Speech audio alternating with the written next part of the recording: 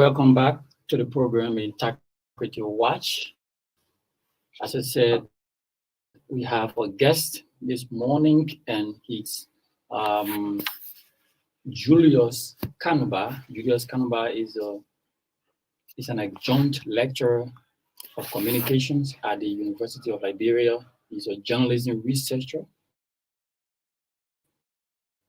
He's a global journalism researcher. He's a communications specialist, and he's been around in the field of journalism for a very long while. And we will tap on his expertise today to talk about some of the journalism and the media people as we go towards the election.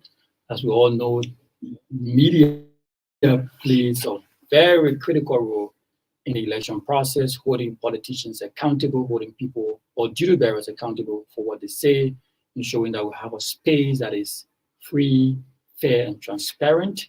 And so we will be tapping on the expertise of Mr. Kanubah to talk to us about what is expected of journalists in Liberia and more. So we will talk more about that after we talk a little bit about things that we do at CENTAR, beginning with ALAC. So as we all know, CENTAR is implementing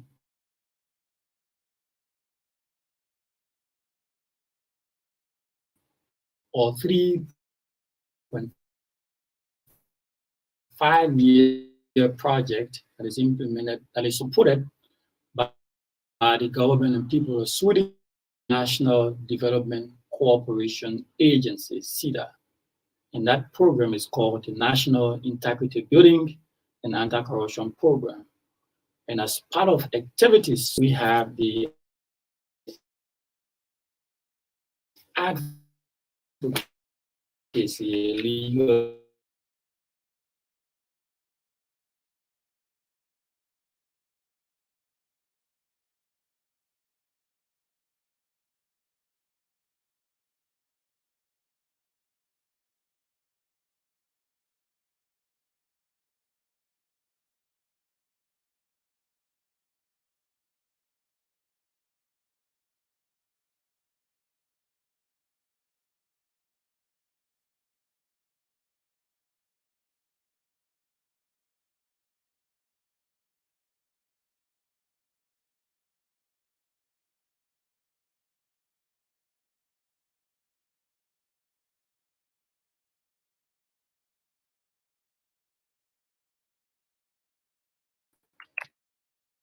and the sought legal advice, and the team, the lawyers at CENTAR, were able to provide the legal advice needed. And some have been corruption complaints, and the lawyers at CENTAR have referred those cases or those complaints to the relevant authorities. So what ILA does is that ILA receives complaints, from the public, be it corruption-related complaints or, anything that requires legal advice. So people have been working in some instances with some concessionaires, and some of them have complained about bad labor practices. If forwarded those complaints at CENTAR, ALAC, and those complaints were, addressed. Some of them were given legal advices, and some of them were referred to relevant authorities. And so ALAC is just there to help you, first, to encourage whistleblowing, also to assist members of the public, citizens, to get legal advice, so as to promote the culture of peace and tranquility and the culture of accountability in Liberia. So somebody listening might think, but how do I reach out to ALAC? There are lots of ways to reach out to ALAC. You can reach out to ALAC through email at alac@centar.org.lr. Again, is ALAC, which is ALAC at centar, CENTEL.org.lr. So once you have access to your internet and you have means to use the email service, you can just send a message to alac@centar.org.lr, and your complaints or your queries will be received and addressed by the lawyers at CENTAR. Also, you can reach out to ELAC through Facebook or Facebook at Center ELAC, which is CENTALAC, Center ELAC, and you can make use of the messenger portion or messenger service that is there on Facebook and leave a message. And the most famous way to reach out to ELAC is through the hotline, which we call 4432 hotline. And that is the most used or most, utilized medium to reach a lot of people in the public, reach out to ELAC, which is 4432. It's free of charge for both Lone Star and Orange subscribers. You can just grab your phone and dial 4432. And if you have, issues of corruption or something that you require legal advice, you can just reach out to ELAC to 4432.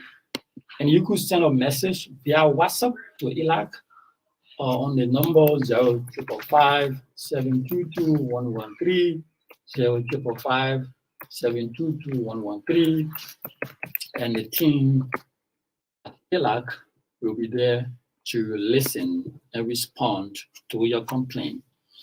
Also, we have other activities. So ELAC is not the only activity that's, being implemented by Central on the National Integrity Building and Anti-Corruption Program. We have the Integrity Clubs outreach.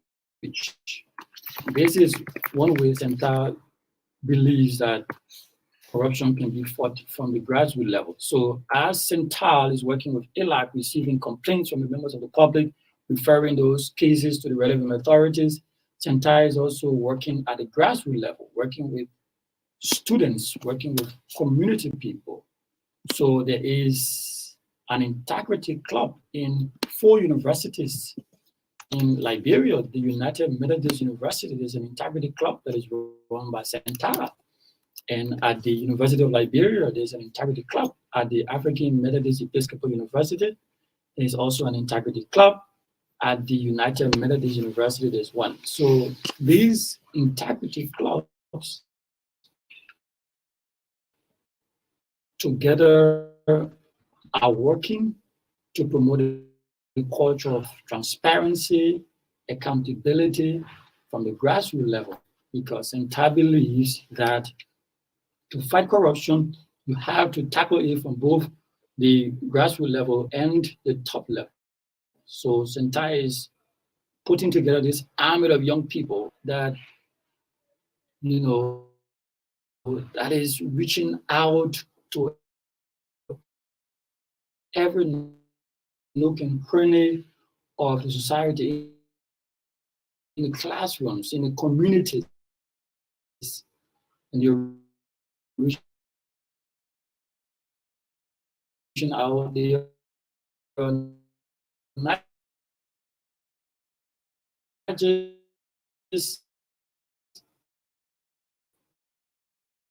integrity clubbers, but they are also anti-corruption ambassadors. So they are not just reaching out to the folks in the classrooms or the instructors, but they are also reaching out in their communities, talking to people, promoting a culture of transparency and accountability. And there are lots of sources in Liberia who, because of the integrity club, people who have entrusted her with the community's funds, because was very happy that her daughter would come to her and tell her, oh, this once upon a time, but now based on the trainings I got from Centar, I'm able to disclose fully and then, or extort from her in some way of success as it relates to as a result of this. And there are some universities that have hotlines where people report malpractices trying to extort money from them, or teachers trying to extort sex in exchange for grades, which is a form of corruption, which is called sextortion. And people have those hotlines in some universities where they report those instances or those cases. Also, we have the Open Expenditure Forum. It's also an activity on the National Integrity Building and Anti-Corruption Program. And this forum conglomerates stakeholders in the counties, including the town chiefs and the women groups, the youth groups, and the disabled members of the disabled community, ensuring that everybody is together first, and then the decisions as it relates to how the county social development funds are utilized is a decision that is a collective decision from everybody, that everybody has a say, that is a decision that, supported by advice. So we have those forums that, we hold in various counties, where we invite people, we invite the stakeholders, the legislators, the county officials, and they have a projector and display the funds received and what is available for those, for the county, and what is supposed to be spent on. And then there's a debate, and there's, people exchange of views, and people who suggest other projects, and center ensures that those projects are implemented in line with the agreement from those county forums, and also that those projects are, in line with the value that is the value for money, the threshold for value for money, and also those projects have, the needed visibility, so that visibility around the specifics of that project is around the project. So, for example, in the past, account of funding that, was something that is from the county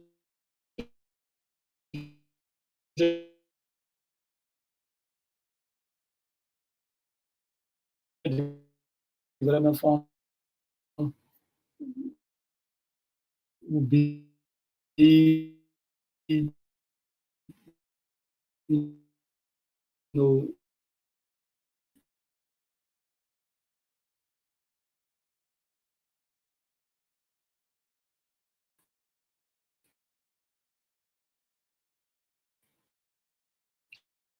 diverted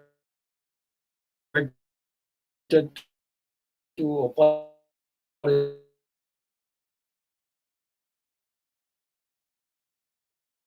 that was erected or implemented as a result of the county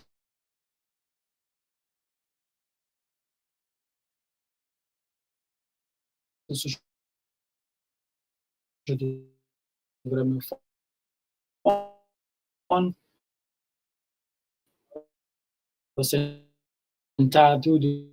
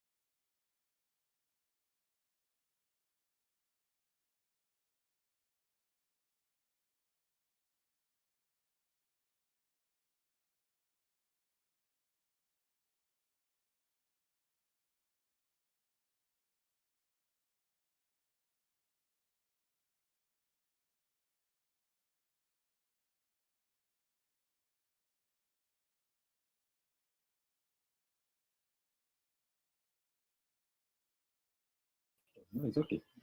It's part of the program. Yeah, the foods, activities, results. So we'll talk briefly about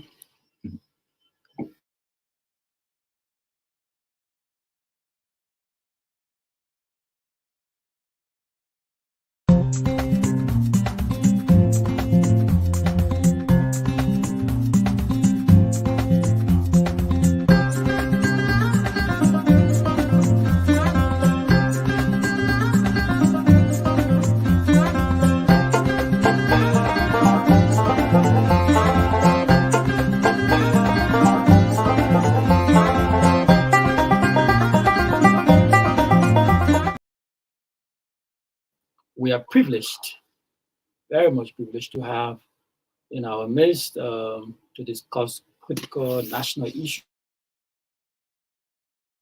the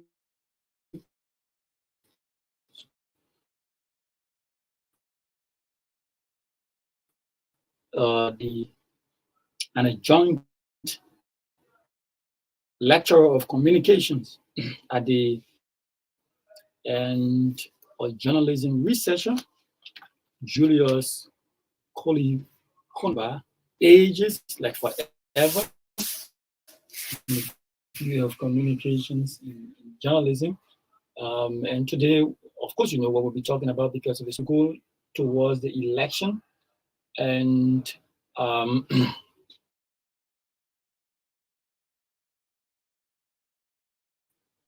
all of what we're doing, all of the fight, all of the efforts we're making, if everything goes haywire, we may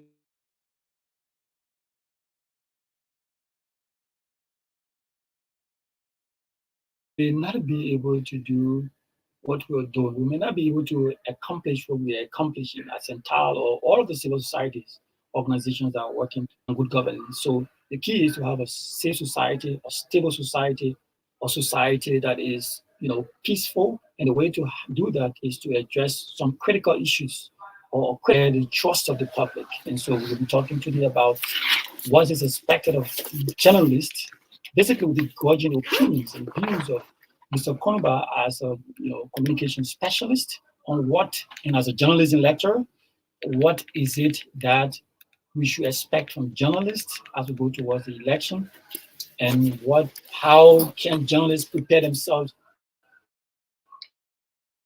to demand more accountability from people who want to be whatever they want to be, and how journalists can continue on the ethical trajectory. So before we go into that discussion and welcome Mr. Kanubah, we'll just inform you that on the 23rd of this month is World Whistleblower Day. It's a very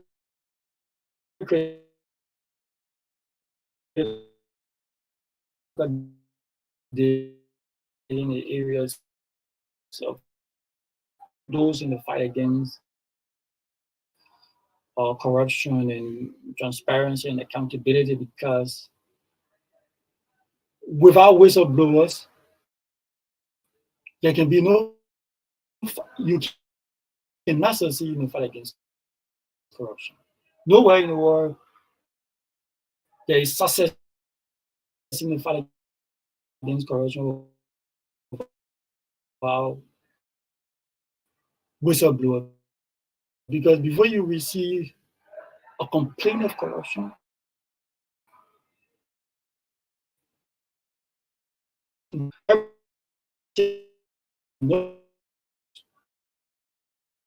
acts of corruption will take hours are very key in the fight against corruption. So international, like international, set somewhere you to hotline. You're calling center to put in your. You don't want people. They want passion at you because if you put it there, it's a delicate situation.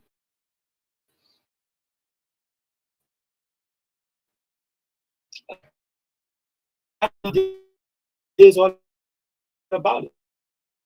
You corruption. So hats up to everyone, one way or the other, corruption. Two is the talking mobile app that we develop in partnership with other civil society by UND. Report corruption from the comfort of your home. Corruption. Hats up to you. Hats up to you. If you're utilizing centers for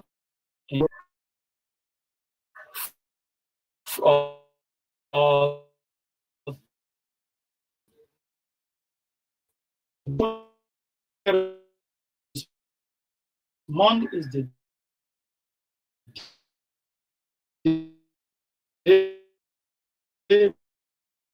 I think before we follow our Facebook page, this entire Facebook page will be updating you a lot. That's it. Welcome. My pleasure to form part of your important program, Integrity Watch. I mean, the name alone can make people afraid, especially if you don't have the integrity. So I'd like to tell you thank you and responsibility. Anybody who what you do, this is what you breathe, this is what you live. And looking at how critical this election, this is a critical process, and how critical it is because we're just from a historic transition and we're going towards solidifying our democratic gains. And so knowing your role and your impact in the media space, we thought to gauge your opinion as it relates to what is expected of journalists as we go towards the election. It is a very important question. I listened over the weekend to our senior brother, Hassan Kel, when he appeared on ECWA's radio with our senior brother, Raymond Zabi. And he said one of the threats to the 2023 elections, that is in October, is the media. And he said that is because the style of reporting, the style of analysis would have a significant impact as to the future direction of the country. So if you ask the question, what is expected of the media, is in relation to ethics, because ethics are a framework, that guide us morally as to how to behave as a group of people or as a society. And I mean, it spells out the moral principles, the standards, the norms that we should follow. So in journalism, especially in the context of Liberia, we have the Press Union of Liberia, for example, as the sort of a regulatory institution, professional in the body, to help to govern the media sector of our country. And we also have different government entities that are working with the Press Union, that are working with different media institutions to ensure that what is expected of the media is achieved. Because ethics, we normally say it will be in relation to expectations. And I mean, your question is, what should we expect of the media? So the first thing that is central is media professionalism or media integrity. Since your program is Integrity Watch, it's about media integrity. The media should uphold its integrity. And by integrity, I would like to just refer all of us to example, the journalism creed. We do normally cite the journalism creed in that area. So if you read the creed has got several wordings that are related to the issue of ethics. And besides that, one of the most we can be able to use as a guide in terms of election coverage, besides the guidelines that will be reached between media institutions, the National Elections Commission, or the security forces, is the Press Union of Liberia Code of Ethics for Journalists, or Code of Conduct. Code of Ethics for Journalists, and Code of Conduct for the very journalists. So it defines what will constitute a good behavior of a journalist. I think there are about 29 different articles. And those articles, if you really follow all of those articles, especially relating to the coverage reporting of issues, you need now to behave professionally, because that is why it's expected of the media in these elections. And by professionally, for example, the first thing is about reporting the truth. Okay. You don't twist what is not true or what is truth. You don't twist it to slant or specific information. You don't report information with distortion. I mean, if you do that, and it has consequences as to how people might react.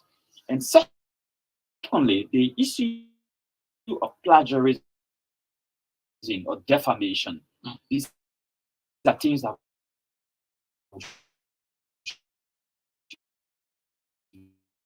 be able to avoid in the coverage of our national elections, and making unfounded accusations or allegations against people, which should avoid it. I mean, like the president in the electoral process that we've been involved with. Yeah. I mean, there was this sort of a news.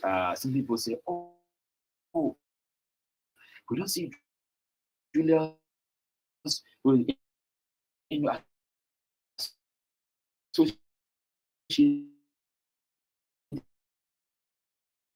in socially. Maybe he's a gay, for example." Yeah, so somebody called me and said, "Julius, man, I'm sitting with people and people say that you are associated with the gay community." No, leave those thoughts, man. Yeah, just tell them that you know me. Right? So you don't make unfounded accusations against people. Right?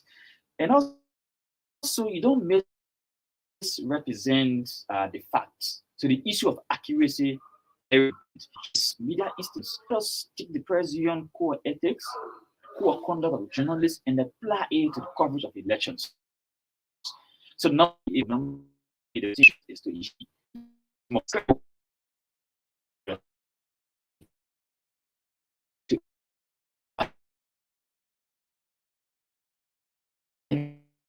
right? You can look at different words and it with the affiliate letters.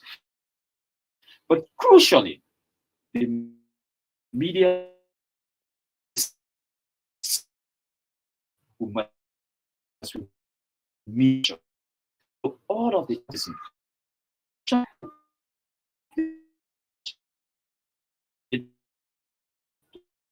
to other routine or other grab power. It's difficult for some media institutions, and especially, for example, the state media is also essential.